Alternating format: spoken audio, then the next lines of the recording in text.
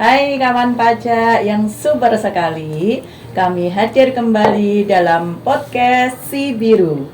Senantiasa melayani dengan baik, berintegritas, ramah, dan unggul. Nah, tidak terasa kita sudah memasuki episode ke-6. Kalau sebelumnya kita sudah membahas mengenai PPh pasal 22, nah tema kita kali ini akan membahas mengenai jenis pajak PPh pasal 23. Namun sebelumnya silahkan subscribe, like, and comment YouTube KPP Pratama Kediri.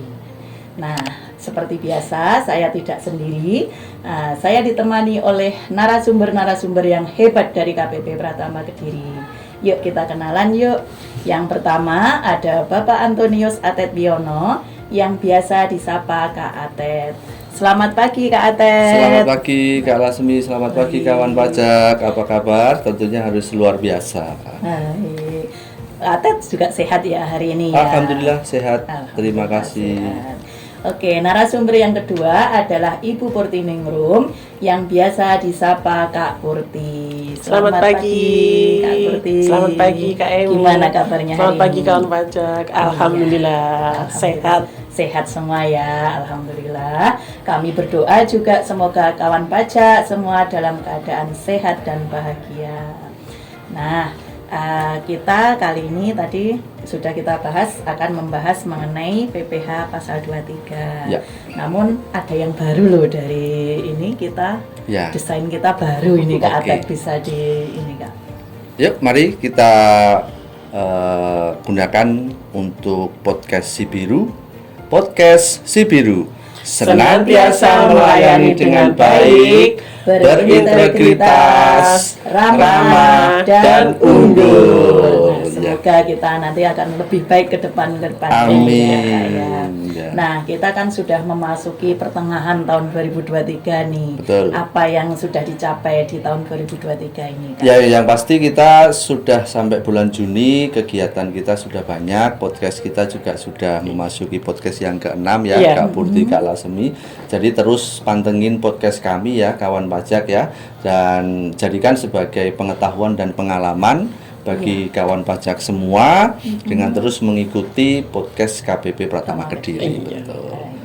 Dan juga kita menyampaikan terima kasih ya kepada para kawan pajak yang telah mendukung KPP Pratama Kediri. Nah, nanti untuk mencapai kita targetnya penerimaan 100% gitu ya, Kak. betul. Ya. Oke. Nah, kembali ke laptop ya. Ya.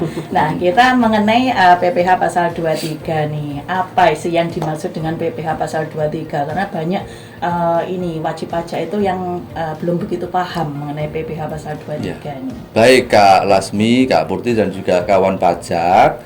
Jadi kalau kita bicara pajak penghasilan itu memang menjadi kewenangan dari pajak pusat. Artinya bagi kawan pajak yang punya penghasilan itu pasti dipungut atau dipotong atau membayar pajak penghasilan. Tentunya ada jenis banyak pajak penghasilan itu. Sudah kita bahas pajak penghasilan 21, pajak penghasilan 22 lah. Saat ini sekarang di podcast ke episode ke-6 kita membahas pajak penghasilan pasal 23. Iya. Nah, pajak penghasilan pasal 23 sendiri itu adalah salah satu cara untuk membayar pajak penghasilan dalam 1 tahun pajak, ya kan? Kemudian melalui apa mekanismenya? Pemotongan. Ya, melalui mekanisme pemotongan pajak atas penghasilan yang diterima oleh wajib pajak dalam negeri ataupun badan usaha tetap.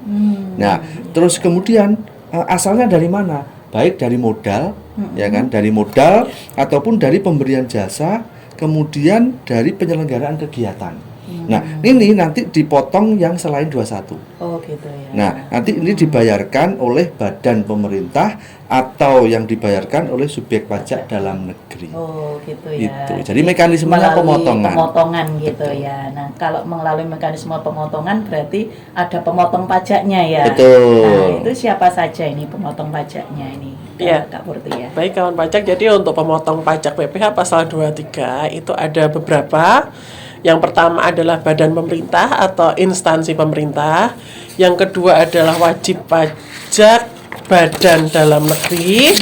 Kemudian yang ketiga penyelenggara kegiatan, yang keempat bentuk usaha tetap. Kemudian yang kelima adalah wajib pajak orang pribadi tertentu. Nah, untuk orang pribadi ini adalah ditunjuk oleh Direktorat Jenderal Pajak. Jadi tidak semua wajib pajak orang pribadi itu sebagai pemotong PPh pasal 23. Ada 5 ya, Iya. kategori pemotong tadi ya. Yang pertama tadi ada Badan pemerintah, badan instansi pemerintah ya. Bendahara. Bendahara ya, Iya. bendahara. Yang kedua subjek pajak badan Dalam negeri. Yang ketiga ada penyelenggara kegiatan. Yang keempat tadi bentuk usaha bentuk tetap. usaha tetap ya. ya. Terus yang kelima ada orang pribadi Tertentu, betul. Ya, berarti ada 5 ya. Ya, ya. tidak semua. Berarti selain itu berarti Bukan tidak ditunjuk pemotong. sebagai Sebagai pemotong pemotong. PPh 23. Nah, sedangkan tarifnya sendiri Kak, ini kalau tadi sudah ada pemotongnya siapa. Nah, tarif yang dikenakan itu ada berapa? Iya, jadi kalau sudah dibahas apa itu PPh 23, kemudian subjeknya siapa, nah ini kita bicara tarif ya. Tarifnya ada 2 kawan pajak ya, jadi ada yang 15% dan juga ada yang 2%. Nah, kalau 15% ini dari jumlah bruto tertentu, ya kan, itu atas dividen, baik dalam nama dan bentuk apapun. Ya, itu juga termasuk premium, bunga premium, diskonto dan imbalan karena jaminan pengembalian utang. Baik royalti, hadiah ataupun penghargaan, bonus dan sejenisnya, tentunya selain yang dipotong PPh pasal 21. Itu. Kemudian juga ada tarif 2%. Kalau 2% itu atas jumlah bruto atas sewa. Berarti penghasilan lain sehubungan dengan penggunaan harta, kemudian imbalan sehubungan dengan jasa teknik, jasa manajemen, jasa konstruksi, tentunya selain yang dipotong 21. Oh, gitu. Jadi Ya. ada 2 Dua tarif tarif, ya, betul. ada 15% sama 2%. Betul. Nah, nanti ada disebutkan mengenai imbalan. Nah, imbalan atas jasa manajemen, jasa teknik, jasa konsultan atau Jasa dan lain, lainnya, ya. jasa Iya. lain yang tidak dipotong PPh pasal 21. Itu apa ada kriterianya tersendiri itu, Kak? Iya. Seperti ya. Jadi untuk imbalan jasa itu tadi yang disebutkan selain yang dipotong oleh PPh. Iya. 21. Tapi di sini juga perlu digarisbawahi bahwa selain dipotong PPh 21 juga ada dipotong PPh pasal 4 ayat 2 seperti jasa konstruksi. Nah, itu yang dikecualikan dari pemotongan PPh pasal 23. Betul. Jadi contohnya untuk pemotongan PPh pasal 23 itu seperti jasa sewa kendaraan, jasa sewa mesin, kemudian jasa servis AC semacam itu. Ini yang dipotong PPh pasal 23. Iya. Terus tadi sudah kita bahas mengenai imbalan yang sesuai dengan dipotong PPh pasal 23. Nah, tentunya tadi ada objek pajaknya ya. Tadi Ya, ada objek objek- pajaknya kan objeknya ada ada. tarif 2% sama 15%. Iya, betul. Nah, berarti yang sekarang adakah yang dikecualikan dari pengenaan PPh pasal 23 itu? Ya, jadi demi keadilan ya. Jadi kawan pajak tidak semua penghasilan itu yang berhubungan dengan jasa atau yang dipotong PPh pasal 23 itu semuanya kena pajak atau dipotong pajak, tidak. Ya, tadi contoh katakanlah yang disampaikan oleh Kak Purti ya. Jadi ada jasa hukum, jasa aktuaris, jasa desain, itu kan dipotong PPh pasal 23. Tentunya ada juga yang jasa-jasa yang tidak atau dikecualikan dipotong dari PPh pasal 23. Contohnya itu kayak penghasilan yang dibayar atau yang terutang kepada bank. Ya, jadi Bapak Ibu kalau ada penghasilan ya yang dibayar atau terutang kepada bank itu tidak atau dikecualikan dari objek pemotongan PPh pasal 23 ini. Oke. Nah, kemudian ada sewa yang dibayarkan atau yang terutang sehubungan dengan sewa guna usaha dengan hak opsi ya. Hak opsi untuk memiliki, biasanya sewa guna usaha dengan kendaraan atau sewa guna usaha bangunan dengan hak opsi ingin memiliki. Nah, itu dia dibebaskan atau dikecualikan dari pemotongan PPh pasal 23 atau dividen ya yang dimaksud di dalam pasal 4 ayat 3 huruf F di dalam Undang-Undang PPh itu juga dikecualikan. Ya, dan dividen yang diterima oleh orang pribadi sebagaimana pasal 17 ayat 2C. 2C. Undang-Undang PPh juga, ya. Terus yang keempat itu penghasilan yang dibayar atau terutang kepada badan usaha atau jasa keuangan yang berfungsi sebagai penyalur pinjaman dan atau pembiayaan. Ya, itu juga dikecualikan. Terus yang kelima bagian laba. Ya, bagian laba yang sebagaimana dimaksud pasal 4 ayat 3. Ya, itu misalkan apa? Contohnya yang di dalam pasal 4 ayat 3 huruf I bagian laba itu untuk CV ya, CV, kemudian nanti itu namanya apa CV kalau CV itu? Kalau dia ngambil bagian labanya itu prive. Nah, karena nanti kan itu sudah dibayarkan oleh badannya. Nah, terus kemudian yang terakhir adalah SHU koperasi. SHU koperasi ya yang dibayarkan kepada anggotanya. Betul. Itu dikecualikan ya. Ya, jadi ada 6 yang dikecualikan. Memang harus ini ya, harus update di ketentuan. Iya. Jadi kalau kawan pajak itu ingin mengetahui itu mesti harus menjelaskan detail transaksinya apa, sehingga kita bisa ketahui ini dipotong 23 atau dikecualikan. Soalnya itu. Sekarang aturannya itu berubah terus ini ya Kak ya, terutama perubahan terakhir ini dengan undang-undang apa ini harmonisasi ya, harmonisasi peraturan perpajakan. Nah, itu nanti kaitannya dengan dividen itu. Ya, nah ya ini maksudnya dengan khusus mengenai dividen karena banyak yang bertanya juga mengenai dividen. Nah, dividen ini sesuai peraturan yang terbaru itu bagaimana ini Kak? Ya. Jadi dividen itu dikecualikan jadi dari objek pajak dengan syarat berasal dari dalam negeri, diterima oleh wajib pajak orang pribadi, kemudian diinvestasikan kembali di Indonesia. Kemudian kalau dividennya itu berasal dari luar negeri itu dapat juga dikecualikan sebagai objek pajak dengan syarat diterima oleh wajib pajak badan ataupun orang pribadi dan diinvestasikan kembali di Indonesia, di dalam negeri itu bisa dikecualikan dari objek pajak, nanti tidak dikenai pajak. Tapi dengan syarat dan ketentuan yang berlaku itu tadi. Tentunya gitu ya. Jadi kalau pengecualian itu pasti dengan syarat dan ketentuan yang berlaku. Ini ada di peraturan pemerintah 55 pasal 9. Ya, itu jadi yang ada terbaru diatur, ya. itu yang terbaru diatur. Jadi nanti bisa dilihat itu secara detail ada di situ semua ya. Ini turunan dari Undang-Undang Harmonisasi Peraturan Perpajakan ya. Jadi PP 55 ini. Nah, yang dividen yang diterima OP dalam negeri itu kan tadi dikecualikan sepanjang diinvestasikan. Betul. Itu bisa dicontohkan Kak Apel. Ya kalau misalkan kan kalau dividen ini kan pasti yang membagikan kan badan hukum. Makanya kan tadi di awal pengertian dari PPh pasal 23 ini adalah kan yang diberikan pemotongan yang diberikan oleh badan wajib pajak badan dalam negeri. Nah, itu. Jadi katakanlah PTA ya PTA ini membagikan dividen kepada Kak Purti ya. Nah, Kak Purti PTA ini memberikan dividen Kak Purti 10 juta. Nah kan terus kemudian PTA ini tidak perlu memotong PPh pasal 23 ya atas dividen yang diberikan oleh Kak Purti kepada Kak Purti. Ini sesuai PMK 18. Nah, tidak perlu. Kenapa? Nah, ketika dividen ini diterima oleh Kak Purti ini tidak perlu dipotong pajak, Kak Purti ini harus menginvestasikan kembali. Ya, jadi dari 10 juta itu misalkan Kak Purti membeli saham 5 juta. Nah, maka atas dividen yang 5 juta ini dikecualikan dari pengenaan pajak. Yang diinvestasikan itu yang diinvestasikan 5 juta. Ya. Nah, tapi kalau yang 5 jutanya ini tidak diinvestasikan artinya diterima karena untuk konsumsi untuk ditabung ya seperti itu. Nah, itu nanti harus dibayar namanya PPh final. Jadi bukan 23. Bukan 23 lagi ya. Jadi perusahaan tidak memotong PPh pasalnya tapi terutangnya beralih ke wajib pajak orang pribadi seperti itu. Pengaturan dividen yang terbaru itu seperti ya. Jadi dapat 10 juta, yang 5 juta oleh Kak Purti diinvestasikan kembali, yang 5 juta untuk konsumsi. Maka yang perlu dibayar PPh-nya itu adalah yang 5 juta aja. PPh final dibayarkan tanggal 15 bulan berikutnya, kemudian dilaporkan di SPT PPh final.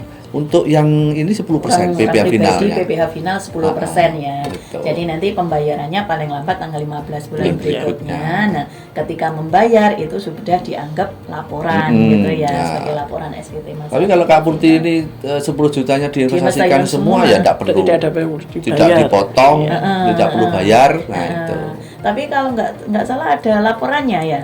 Ada laporan Wajib investasi itu di investasi DJP ya. online .pajak.go.id pelaporan investasi setiap tahun. Setiap tahun ya. Betul. Oke, baik. Begitu ya kawan pajak. Jadi untuk khusus dividen ini banyak aturan dan terbaru itu sesuai PP 55. Jadi silahkan nanti ketika saya dapat dividen ini mau diapain, apakah terutang atau tidak, itu silahkan lihat PP 55 tahun 2023. Nah, kembali ke laptop lagi. Ya, ini mengenai tadi PPh pasal 23 secara umum itu ada saat terutang. Ini yang namanya saat terutang itu kan kapan ya? Kapan saat terutangnya PPh pasal 23 itu? Iya. Baik kawan pajak, jadi saat terutang PPh pasal 2 itu tergantung mungkin transaksinya.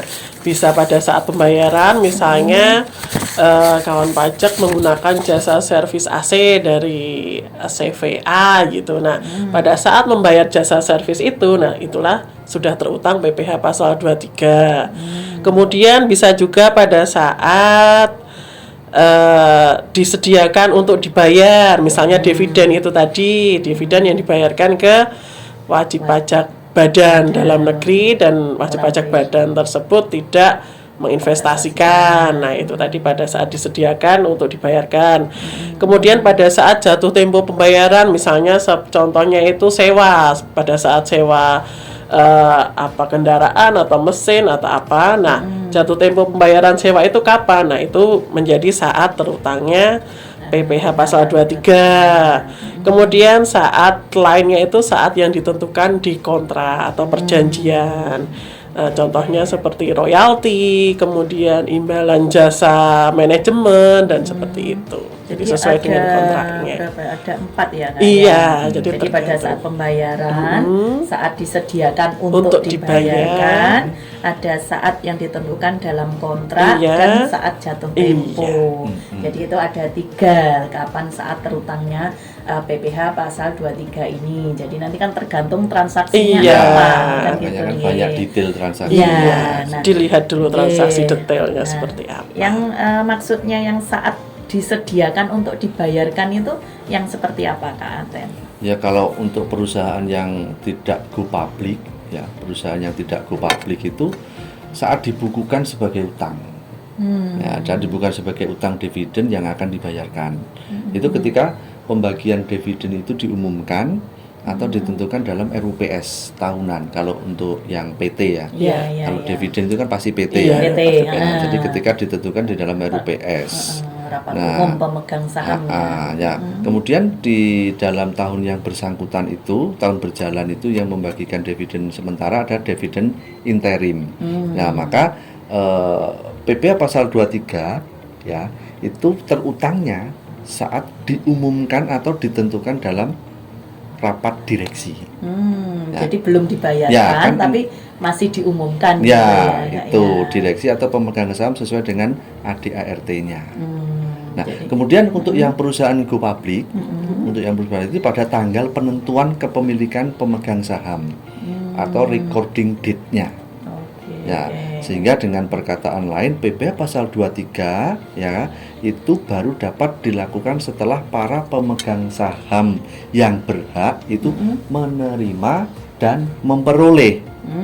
Ya, itu baru diketahui meskipun dividen itu belum diterima secara tunai tapi dia berhak menerima dan memperoleh berapa gitu ya, berapa nilainya gitu ya, meskipun secara nyata belum kita pegang gitu ya, kita pegang uangnya kayak gitu. Makanya kan ya, gitu. dia menerima dan memperoleh itu tanda kutip, tapi sudah berhak tahu nilainya. Gitu ya. Itu untuk yang go public tadi. Oke, yang ini yang kedua tadi ada disebutkan saat jatuh tempo pembayaran tadi. Yang saat jatuh tempo pembayaran itu yang seperti apa? Jadi saat jatuh tempo pembayaran itu saat kewajiban untuk melakukan pembayaran itu baik didasarkan kesepakatan baik tertulis maupun tidak tertulis. Bisa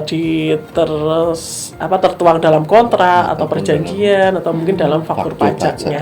Sudah ada faktur pajaknya. Iya. Ya, di situ jatuh tempo pembayaran. Iya. Jadi kalau sudah ada kesepakatan, pasti kan tertulisnya di Iya. kontrak kan atau di faktur pajak. Terutangnya berapa gitu di situ ya, nilainya berapa, Nanti terutang akan pajaknya dibayarkan berapa. kapan? Nah, pada saat itulah itu yang dimaksud dengan jatuh tempo pembayaran itu tadi. Oke. Nah, tadi sudah dibahas mengenai apa objek pajaknya, tarif-tarifnya, terus pengecualian dari objek pajaknya, Kapan terutang. kapan terutangnya, terus siapa pemotongnya. Nah, berbalik kepada pemotong pajak, tentunya pemotong pajak ini mempunyai kewajiban-kewajiban. Betul. Nah, itu yang harus diketahui oleh kawan pajak semua. Ya. Nah, apa sih kewajiban pemotong pajak ini sebagai Ya. pemotong pajak? Tentunya kan sebagai pemotong kan punya tanggung jawab ya. Jadi tanggung jawabnya itu adalah memotong itu dia harus istilahnya kan kalau misalkan yang dipotong ini 10 juta, yang dibayarkan harusnya 50 juta, dia dipotong 10 juta, maka dia harus memotong 10 jutanya, mengambil. Mengambil 10 Setelah juta. mengambil 10 jutanya dibayar. Hmm. Nah, setelah selesai dibayar harus dilaporkan. Nah, pelaporannya pertanggungjawaban tadi, kenapa 50 dipotong 10 menjadi 40. Nah, itu Ya. harus dilaporkan. Melalui apa? Melalui e-Bupot unifikasi. Nah, dari 10 yang diambil tadi ini harus dibuatkan bukti potong juga. Ya, ya. Diberikan kepada yang Lawan dipotong, transaksinya, lawan transaksinya. yang dipotong. Nah, jadi jelas dibayar, dipotong, dibayarkan, dipertanggungjawabkan, diberi bukti potong, dilaporkan, semuanya dalam satu pelaporan namanya e-Bupot unifikasi. Jadi Itu kawan pajak ya. sudah ini ya, sekarang ada aplikasi baru Betul. gitu ya, e-Bupot unifikasi yang berbasis web ya. Berbasis web, jadi ah, jangan khawatir tidak akan mengurangi memori ya, Ya, memori di memori dalam laptop, PC atau ya. laptopnya kawan pajak. dan online ya, nanti Nah. akan arsipnya itu akan tersimpan secara Iya, online ya, online, bisa betul. bisa dilihat sewaktu-waktu gitu ya. Nah, yang terakhir ini Kak, apa yang harus diperhatikan oleh bagi para wajib pajak sebagai pemotong pajak. Nah, karena di situ tadi kan ada disebutkan kalau pemotong PPh pasal 23 itu atas jasa dan sebagainya yang tidak dipotong PPh pasal 21. Nah, membedakan itu bagaimana? Yang perlu diperhatikan, yang perlu menjadi perhatian adalah penerima penghasilannya. Betul. Siapa? Apakah orang pribadi atau badan hukum? Kalau orang pribadi itu nanti dipotongnya PPh pasal 21. Kalau untuk penerima penghasilannya adalah badan hukum, baik itu CV, PT, lembaga, yayasan, koperasi, perkumpulan, dan lain-lainnya yang berbadan hukum, itu dipotongnya PPh pasal 23. Betul. Begitu. Ya. Jadi misalkan CV nih, Iya. CV menyewa kendaraan ke WP orang pribadi. Iya. Nah, berarti itu dipotongnya PPh pasal PPh 21. pasal 21. Oh, Dan- 21 ya. Iya. Jadi bukan 23 lagi Iya. gitu ya. Jadi tergantung Penerima kalau penghasilannya. Ya, pasti kan kalau pemotongnya jelas tadi Iya. disebutkan wajib pajak Pajak badan. badan. Nah, ya, jadi harus dibedakan itu ya, wajib pajak badan Jadi atau orang yang perlu pribadi. diperhatikan, pemotong pajak adalah wajib pajak badan. Kemudian yang dipotong itu wajib pajak badan Badan juga. juga, Itu baru namanya pemotongan PPh PPh pasal pasal 23. 23. Begitu ya. Jadi badan dan badan. Ya. Nah, Pernah ada pengalaman itu di helpdesk itu, Iya. gitu. Saya harus dipotong PP pasal 23. Nah, Ya. padahal yang ke situ itu Orang dia pribadi. memberikan jasa orang pribadi. Ah, Iya Bapak bisa dipotong PPh pasal 23, tapi Bapak harus berbentuk badan. Ini transaksinya badan dengan badan, Pak. Enggak, dengan saya. Dengan Orang badan pribadi. saya ini pribadi. Nah, seperti itu. Oh gitu Nah, ya. dan Jadi itu kalau anggapannya badan itu badan gini gitu bukan ya. seperti itu, maksudnya badan hukum Bapak. Iya. Kawan pajak ya. Iya, iya, Bukan iya. badan ini tidak. Tapi kalau Iya. badan ini kan orang pribadi, itu dipotongnya 21. Iya. Oke, baik. Terima kasih banyak ilmu yang kita hari ini ya, kita banyak ilmu yang bermanfaat sekali. Nah, kita sudah mengkolek mengenai PPh pasal 23. Nah, Tadi yang perlu kita kita perhatikan tadi PPh pasal 23 itu kita lihat lawan transaksinya atau penerima penghasilannya tadi WP badan atau WP orang pribadi. Nah, kalau WP orang pribadi maka dikenakannya PPh pasal 21, sedangkan PPh pasal 23 itu kalau penerima penghasilannya adalah WP badan. Baik, terima kasih atas perhatiannya. Kami cukupkan sekian. Nah, sebelum kita closing, mungkin ada sedikit closing statement dari Kak Atet, Anda Kak Purti. Ya, baik kawan pajak, ya. Kita bicara tentang pajak penghasilan pasal 23. Secara sederhananya, mari kita berpikir bahwa pajak penghasilan pasal 23 adalah pajak atas jasa dan mekanismenya adalah pemotongan. Itu saja. Iya. Kak Purti? Iya. Jadi kalau dari saya itu yang perlu diperhatikan juga adalah jenis jasanya. Karena di sini selain jasa yang dipotong PPh 23, di bidang perpajakan itu ada juga jasa yang dipotong PPh final. Nah, yang membedakan adalah untuk yang jasa yang dipotong PPh final adalah jasa konstruksi. Entah itu perencana, pengawasan, pelaksanaan, dan lain-lain yang berhubungan dengan konstruksi, itu dipotong PPh final. Nah, selain jasa yang dipotong PPh final, itu nanti masuk ke jasa yang dipotong PPh pasal 23. Begitu. Terima kasih atas materi yang luar biasa dari Bapak dan Ibu narasumber. Nah, kita cukupkan sekian ya kawan pajak. Terima kasih atas perhatiannya. Namun kita akan berjumpa di podcast Si Biru selanjutnya. Senantiasa melayani dengan baik, berintegritas, ramah, dan unggul. Nah, terima kasih. Seutas kawat untuk jemuran baju. Pajak kuat, Indonesia maju.